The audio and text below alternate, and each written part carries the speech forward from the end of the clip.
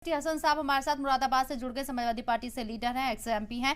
ST Hasan साहब, मुबारकबाद आपको। समाजवादी पार्टी उत्तर प्रदेश में बढ़त मनाती हुई नजर आ रही है और नंबर 1 आपका अलायंस नजर आ रहा है। क्या फॉर्मूला काम करके गया और कैसे देखते रुझान ये है और नतीजों में कितना तब्दील होते हुए नजर आ रहे हैं आपको? देखिए, अभी इससे ज्यादा और सीटें बढ़ने जा रही है। अभी तो रुझान आए, आप देखेंगे शाम तक इंडिया गठबंधन की सीटें इससे कहीं ज्यादा बढ़ जाएंगी।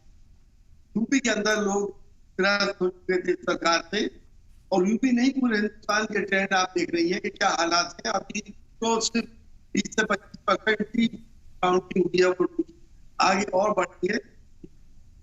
और इंडिया गठबंधन हमें ऐसा लगता है कि शाम तक अपनी सरकार बनाने की स्थिति में आ जाए।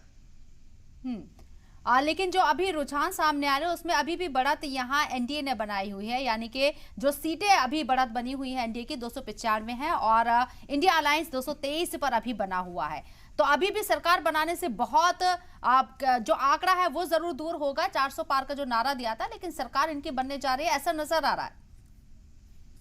देखिए, अभी तो रुझान है, और रुझान बहुत सी मार्जिनल सीट्स, आपको मालूम है मार्जिनल सीट्स बहुत है। मार्जिनल सीट जब आखिर में गिनी जाएंगी तो उसके बाद आप देखिए कि रिजल्ट क्या आएंगे।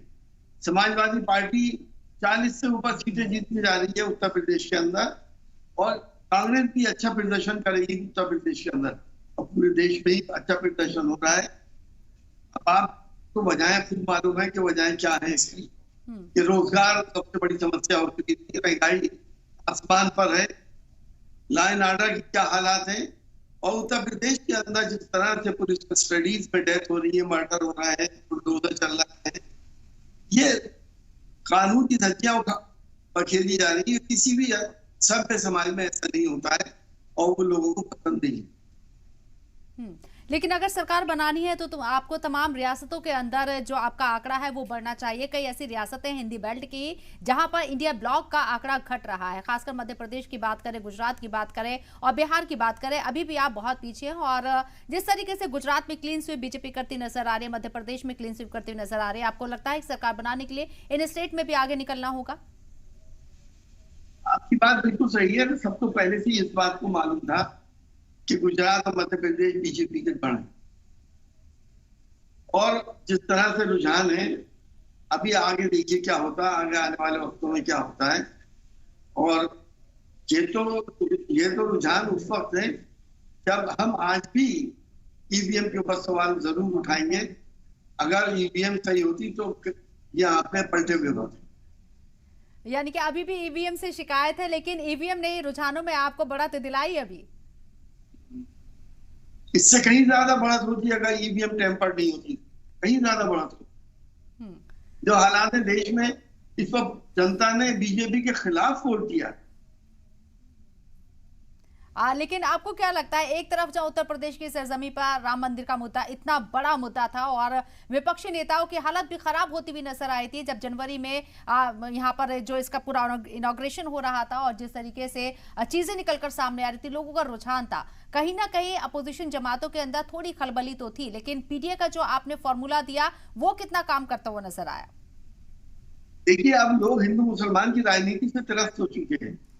हिंदुस्तान वो देश है जहां पर प्यार मोहब्बत का खून हमारी रगों में बहता है। आखिर कब तक नफरतों की सौदागरी का कि ये लोग आगे बढ़ते रहेंगे।